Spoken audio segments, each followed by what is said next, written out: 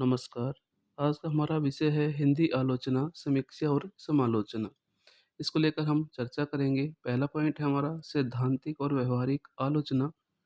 आलोचना का अर्थ किसी कृति के मूल्यांकन से है। मूल्यांकन की प्रक्रिया अनिवार्यतः दो पक्षों पर आधारित होती है। किसी कृति का मूल्यांकन किया जा सके तथा उसकी उनकी सैद्धांतिक आलोचना की प्रमाण है। जबकि तुलसी, सूर, जायसी, कबीर और पंत जैसे कवियों का मूल्यांकन उनकी व्यवहारिक समीक्षा में शामिल है। इसी प्रकार कविता के नए प्रतिमान डॉक्टर नामवर सिंह की सैद्धांतिक समीक्षा का उदाहरण है।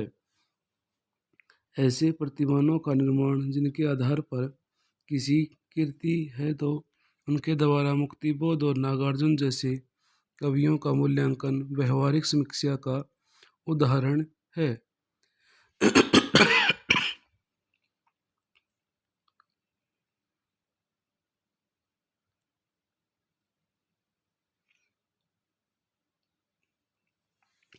उन प्रतिमानों के आधार पर रचना का वास्तविक मूल्यांकन। इन दोनों पक्षों को क्रमशः सैद्धांतिक तथा व्यवहारिक समीक्षा के नाम से जाना जाता है। हर विचारधारा के समीक्षक पहले अपने सैद्धांतिक पक्ष निर्धारित करते हैं, फिर उन सिद्धांतों के आलोक में रचनाओं का विश्लेषण तथा मूल्यांकन करते हैं। इसलिए हर आलोचक को हर समीक्षा धारा के भीतर ये दोनों समीक्षाएं उपस्थित होती हैं। आमतौर पर सैद्धांतिक समीक्षा से व्यवहारिक समीक्षा तय होती है, क्योंकि सैद्धांतिक समीक्षा के आलोक में ही रचना की व्यवहारिक समीक्षा की जाती है। उदाहरण के लिए डॉक्टर नगेंद्र एक रसवादी समीक्षक हैं और ये सैद्धांतिक पक्ष उनकी कई व्यवहारिक समीक्षाओं जैसे कामायनी के नए अध्ययन की समीक्षा में देखा जा सकता है। कभी कभी इसका विपरीत भी सत्य होता है, तो अर्थात व्यवहारिक समीक्षा किसी नई सैद्धांतिक समीक्षा को परिवर्तन के साथ साहित्य की अंतर्वस्तु और बाहरी कलेवर को बदल जाता है, किंतु आलोचना के सैद्धांतिक प्रतिमान नहीं बदल पाते। ऐसी स्थिति में कोई आलोचक किसी रचना की व्यवहारिक समीक्षा के माध्यम से नई समीक्षा गढ़ देता है। उदाहरण के लिए भारतेंदु हरिश्चंद्र आचार्य महावीर प्रसाद द्विवेदी ने लोक मंगल को केंद्र में रखकर कई व्यवहारिक समीक्षाएं लिखी, जिन्होंने रीतिवादी समीक्षा के विरुद्ध नई सिद्धांतिक समीक्षा की नींव रखी। इस नींव के आधार पर शुक्ल जी ने रस की लोकमंगलवादी धारणा को सैद्धांतिक रूप प्रदान किया। कुछ आलोचक सिर्फ सैद्धांतिक आलोचना तक ही सीमित रहते हैं, जैसे भरतमुनि या अभिनवगुप्त जैसे पारंपरिक काव्यशास्त्रीय आचार्य। दूसरी ओर कुछ आलोचक ऐसे भी हैं जो प्रचलित काव्यशास्त्रीय सिद्धांतों में से अपनी रुचियों के अनुसार कुछ सिद्धांत चुन लेते हैं, अपनी पूरी ऊर्जा सिर्फ व्यवहारिक समीक्षा में लगाते हैं। मलयज, शिवदान सिंह चौहान, नंदकिशोर नवल जैसे आधुनिक समीक्षकों को मोटे तौर पर इस वर्ग में रखा जा सकता है। अधिकांश समीक्षक कोशिश करते हैं कि वे समीक्षा के इन दोनों पक्षों में अपनी लेखनी चलाएं। Acharya Ramchandra Shukla, Acharya Hazari Prasad Dwivedi, Acharya Nandulal Vajpeyi, doctor Nagendra, doctor Ramvilas Sharma, doctor Namvar Singh इसी वर्ग के समीक्षक हैं। अगर आचार्य कुर्सी में है, सैद्धांतिक आलोचना के अंतर्गत ये लोग आते हैं। अगर आचार्य शुक्ल का उदाहरण लें तो कविता क्या है, काव्य में लोकमंगल की साधनावस्था आदि निबंध। अब दूसरा पॉइंट है हिंदी आलोचना का इतिहास। पॉइंट नंबर 2, हिंदी आलोचना के इतिहास को समझने का मूल अर्थ यही है, हम सभी आलोचकों और समीक्षा धाराओं के सैद्धांतिक मापदंडों तथा उनके द्वारा की गई व्यवहारिक समीक्षाओं को समझे। आचार्य शुक्ल को हिंदी आलोचना के इतिहास का केंद्रीय व्यक्ति माना जाता है। उनकी उपस्थिति को आधार मानते हुए हिंदी आलोचना के संपूर्ण इतिहास को 3 भागों में बांटा जाता है। शुक्ल पूर्व समीक्षा, शुक्ल योगीन समीक्षा, शुक्लोत्तरी समीक्षा को जन्म देती है। ऐसा तब होता है जब सामाजिक राजनीति की हिंदी आलोचना का शुक्ल पूर्व युग। इसकी पृष्ठभूमि क्या है? शुक्ल से पूर्व की आलोचना की। हिंदी की सैद्धांतिक समीक्षा औपचारिक रूप से तो भारतेंदु युग में शुरू हुई, किंतु इससे पूर्व भक्ति काल और रीति काल में ही समीक्षा के बीज दिखाई पड़ते हैं।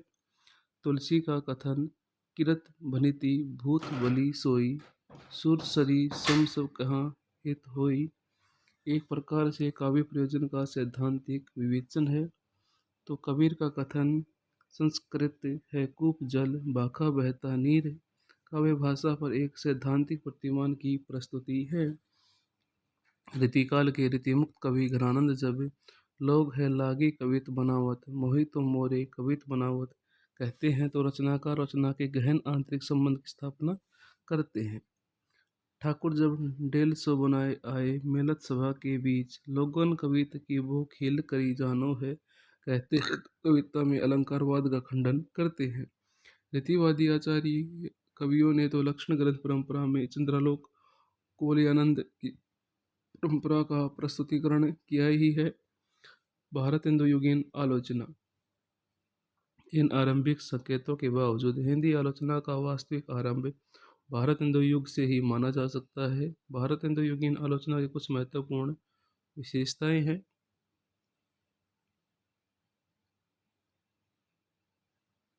इस काल में सैद्धांतिक जैसे भारत हिंदू का नाटक निबंध इस काल का महत्वपूर्ण उपलब्धि है। इस काल में आलोचना मुख्यतः पत्रकारिता के माध्यम से हुई। इस दृष्टि से भारत हिंदू के पत्र, हरिश्चंद्र मैगजीन, कवि वचन सुधा के साथ साथ बालकृष्ण भट्ट का हिंदी प्रदीप, प्रताप नारायण मिश्र का ब्राह्मण, चौधरी बद्रीनारायण प्रेम घन का आनंद कांदविनी इस काल के प्रमुख पत्र हैं। इस काल में व्यवहारिक समीक्षाओं का भी चलन था, जिसकी शुरुआत हिंदी प्रदीप में सच्ची समालोचना नामक स्तंभ से हुई। इस स्तंभ में लाला श्रीनिवास दास के नाटक संयोगिता स्वयंवर की समीक्षा हुई, जो हिंदी की पहली व्यवहारिक समीक्षा।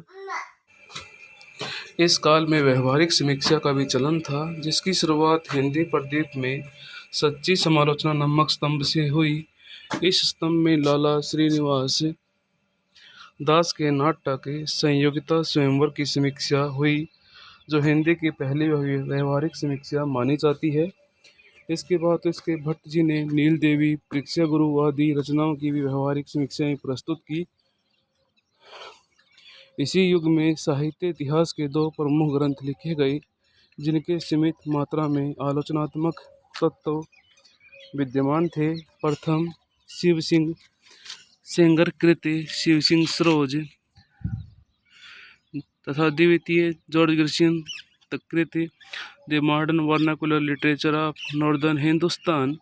इस काल की हिंदी समीक्षा में उपयुक्तवादी, नैतिक व राष्ट्रीय दृष्टिकोण प्रमुख रूप से दिखाई देता है। यहाँ रूपवादी समीक्षाएं यही नहीं हुई। अगला है द्विवेदी युगीन आलोचना। द्विवेदी युगीन आलोचना भी पत्र पत्रिकाओं के माध्यम से विकसित हुई।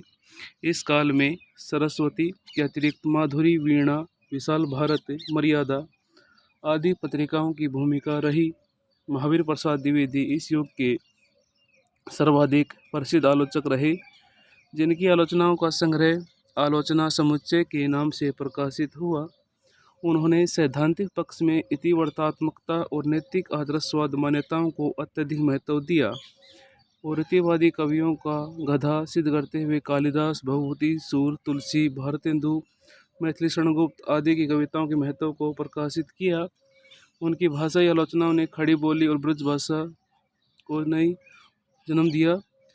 भाषाई द्वैत को समाप्त करने का महत्वपूर्ण भूमिका इन्होंने निभाई। इन्होंने कविता को भावयोग माना और ज्ञान योग इस युग में एक महत्वपूर्ण साहित्य इतिहास ग्रंथ की भी प्रकाशित कर्मयोग के समकक्ष माना। तुलनात्मक आलोचना इस काल की महत्वपूर्ण शैली है, जिसकी शुरुआत पंडित पद्म सिंह शर्मा ने बिहारी और सादे की तुलना से की। इसके बाद मिश्र बंधुओं ने अपनी पुस्तक हिंदी नवरत्न में तुलनात्मक आलोचना को महत्व दिया। आगे चलकर लाला भगवान दास, कृष्ण बिहारी मिश्र ने देव और बिहारी को एक दूसरे से बड़ा कवि सिद्ध करने का प्रयास किया। ये हमारी थी द्विवेदी युगीन आलोचना। आगे हम पढ़ेंगे शुक्ल युगीन आलोचना को लेकर हम चर्चा करेंगे। तब तक के लिए खुश रहिए, मुस्कुराते रहिए, जीवन में आगे बढ़ते रहिए। धन्यवाद।